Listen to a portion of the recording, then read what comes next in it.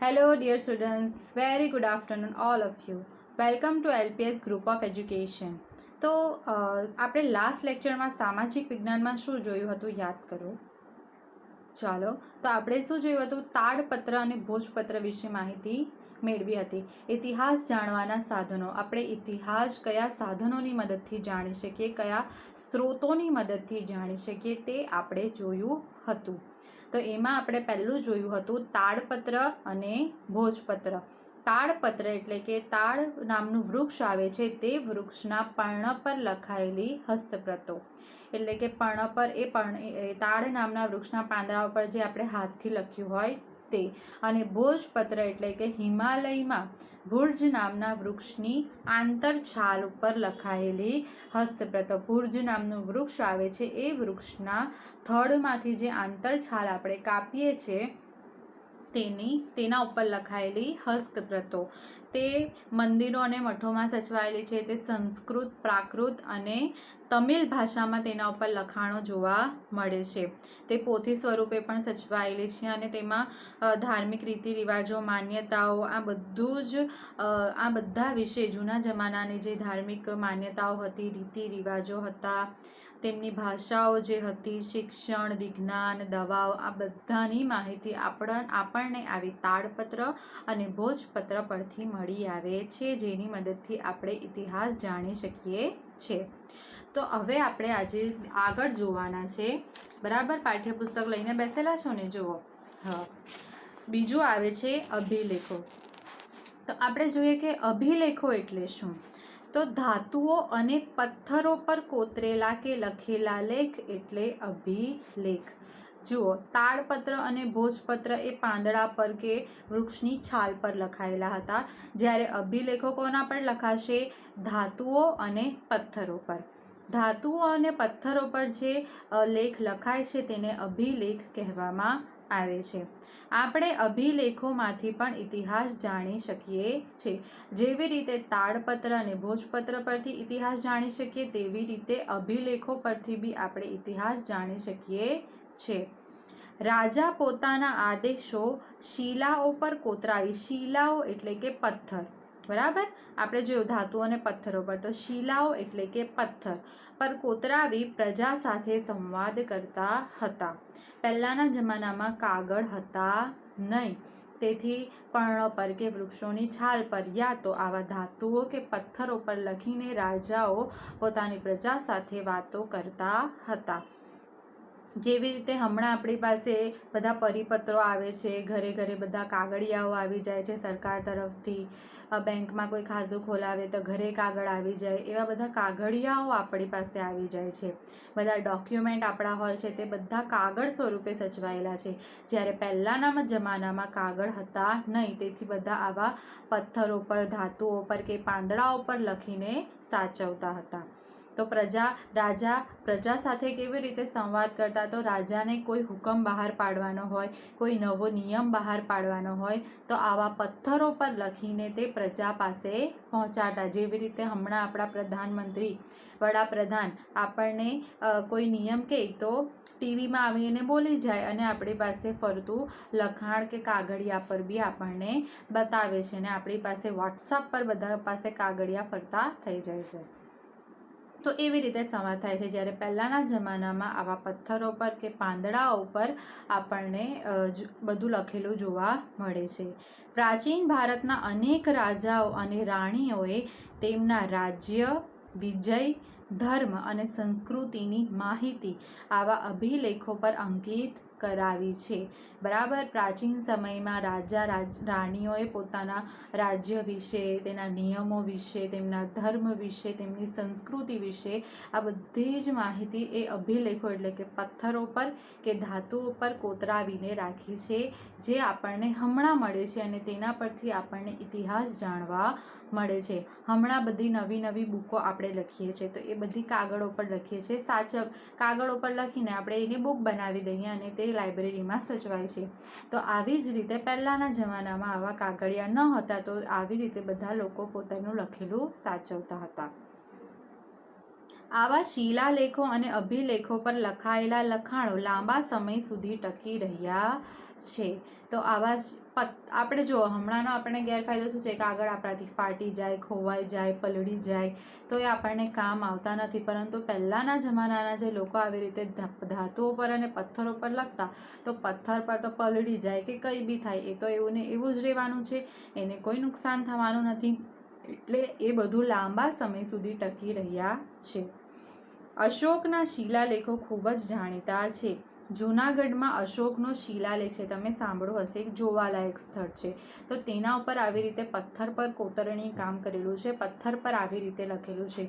તમે સીદી સૈયદની જાળી સાંભળ્યું હશે, સીદી સૈયદની જાળી અમદાવાદમાં આવેલી છે, બરાબર. તો એના પર બી આવી રીતે પથ્થર પર કોતરણી કામ કરીને બધે મુસ્લિમ સંસ્કૃતિના લોકોની છે, તેથી ત્યાં બધી આયતો લખેલી હશે. તો આવું બધું છે. તો એ શું છે, લાંબા સમય સુધી સચવાય છે, પથ્થર પર આવું બધું કોતરણી કામ કરેલું છે. એટલે અભિલેખો એટલે શું કે ધાતુ પર કે પથ્થરો પર કોતરેલા કે લખેલા લેખને અભિલેખો કહેવાય છે. જ્યારે તાડપત્ર અને ભોજપત્ર એ બંને વૃક્ષના પાંદડાઓ પર કે છાલો પર લખાયેલું હતું, જ્યારે અભિલેખો એ ધાતુઓ અને પથ્થરો પર લખાયેલ છે. હવે ત્રીજું આવે છે તામ્રપત્રો, બરાબર. પહેલું જોયું તાડપત્ર અને ભોજપત્ર, બીજું જોયું અભિલેખો, હવે ત્રીજું જોઈશું આપણે તામ્રપત્રો. તામ્રપત્રો એટલે તાંબાના પતરા ઉપર કોતરીને લખવામાં આવતું લખાણ. તામ્ર એટલે કે તાંબુ, તાંબાના પતરા પર કોતરીને લખવામાં આવેલું લખાણ એટલે તામ્રપત્ર. અનેક રાજાએ પોતાના વહીવટી તંત્ર અને દાનની માહિતી તામ્રપત્ર ઉપર પણ કોતરાવી છે, બરાબર. અનેક રાજાએ પોતાનું જે વહીવટ કરતા હોય, આટલા પૈસા બાકી છે, આટલા પૈસા સાચવ્યા, પ્રજા પાસેથી આટલો વેરો ઉઘરાવ્યો, આટલા પૈસા અન્ય રાજાઓને આપવાના છે, આ બધું જે વહીવટી કામ છે તે અનેક રાજાઓ તામ્રપત્ર ઉપર લખતા હતા. ગુજરાતમાં આવા તામ્રપત્રો મોટી સંખ્યામાં મળી આવ્યા છે. આપણા ગુજરાતમાં આપણને આવા તામ્રપત્રો બહુ બધી જગ્યાએ જોવા મળશે. મોટી મોટી મૂર્તિઓ હોય છે, આ બધી 4 રસ્તા ઉપર બધી મૂર્તિઓ હોય છે, તેની નીચે બી શું તામ્રપત્ર પર જે જૂના જમાનાની હોય છે, તામ્રપત્ર પર એ મૂર્તિ કોની છે, એની સ્થાપના ક્યારે થઈ, કોણે તેની સ્થાપના કરી, એ બધી વસ્તુઓ આપણને આવા એકદમ પતલા તાર, એકદમ પતરા જેવા એકદમ પતલું હોય છે અને પતરું હોય છે, તો તે તાંબાનું પતરું હોય છે, તો તેના ઉપર તમને માહિતી જોવા મળશે. ગુજરાતમાં સૌથી વધારે આવા તામ્રપત્ર મળી આવ્યા છે, જેમાંથી રાજાના નામ, તેના ધર્મ, વહીવટી તંત્ર અને દાન ધર્મની વિગતો મળે છે.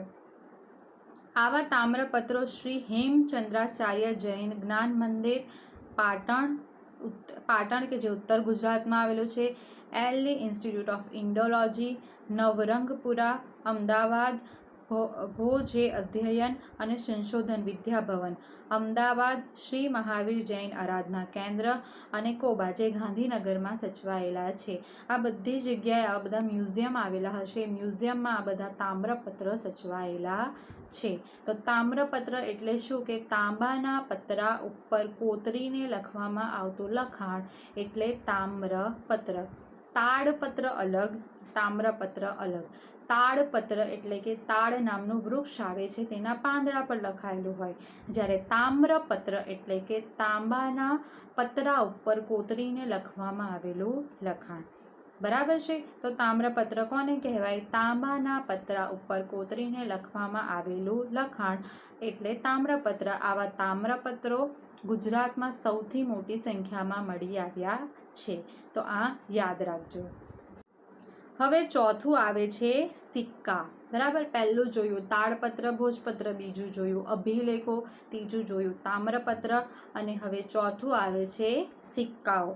સિક્કાઓથી તે આપણે બધા પરિચિત છે. હમણાં બી 5, 10ના સિક્કા આવે છે, 1 રૂપિયા 2 રૂપિયાના સિક્કા આવે છે, 10 રૂપિયાના સિક્કા બહુ ગમે ને બધાને, મસ્ત આજુબાજુ ગોલ્ડન હોય અને વચ્ચે સિલ્વર કલરનો સિક્કો આવે છે. તો આ બધા કેવા છે? સિક્કાઓ. પહેલાંના જમાનામાં બી સિક્કાઓ હતા, પરંતુ એ હમણાં કરતાં થોડાક અલગ હતા. સિક્કા પણ ઇતિહાસ જાણવાનું અગત્યનું સાધન છે. ઇતિહાસ જાણવાનું ખૂબ અગત્યનું સાધન છે. આપણે હમણાં બી કોઈ બી મ્યુઝિયમમાં જઈએ ને તો આપણને જૂના જમાનાના સિક્કાઓ જોવા મળે જ, ત્યાં સિક્કાનો સંગ્રહ થયેલો હોય જ છે. ઇવન તમે અહીંયા ચોક બજારમાં, આપણા સુરતના ચોક બજારમાં જ્યાં કિલ્લો આવેલો છે, તો તમે કિલ્લામાં કદાચ ગયા હશો, ત્યાં પણ સિક્કાઓનો સંગ્રહ કરેલો છે. હું ગઈ છું, મેં ત્યાં જોયા છે. જો તમને જોવા હોય તો તમે ત્યાં જઈને જોઈ શકો છો. તમે કોઈ બી મ્યુઝિયમમાં જાઓ, સાપુતારામાં મ્યુઝિયમમાં જાઓ કે બરોડામાં મ્યુઝિયમમાં જાઓ, ત્યાં બધી જ જગ્યાએ મ્યુઝિયમમાં આવા સિક્કાઓ સચવાયેલા છે. સિક્કા પર રાજાનું નામ, તેના ધર્મ, સંસ્કૃતિ તથા તેના સમય વગેરેની માહિતી મળે છે. બધા કહે ને કે પહેલાં એકો કહેવાતો, પછી 8 આનાનો સિક્કો આવતો, પછી 10 કહેવાતો, પંચ્યું કે પંચમ, એવો બધા સિક્કાઓના નામ આવતા હતા આપણા મમ્મી પપ્પાના જમાનામાં. જો તમારા દાદા દાદીને પૂછજો કે તમારા મમ્મી પપ્પાને પૂછજો આવા બધા સિક્કાઓના નામ. એમના જમાનામાં સિક્કાઓ હતા, પરંતુ તે અલગ હતા. આપણે 1 રૂપિયાનો સિક્કો આવે છે હમણાં, ત્યારે 8 આનાનો સિક્કો આવતો, 4 આના આવતા હતા. તો એવા બધા સિક્કાઓ આવતા હતા. 25 પૈસાના બી સિક્કાઓ મળતા હતા. તો એના પર શું હોય? રાજાનું નામ, તેના ધર્મ, સંસ્કૃતિ વગેરેની માહિતી મળે છે.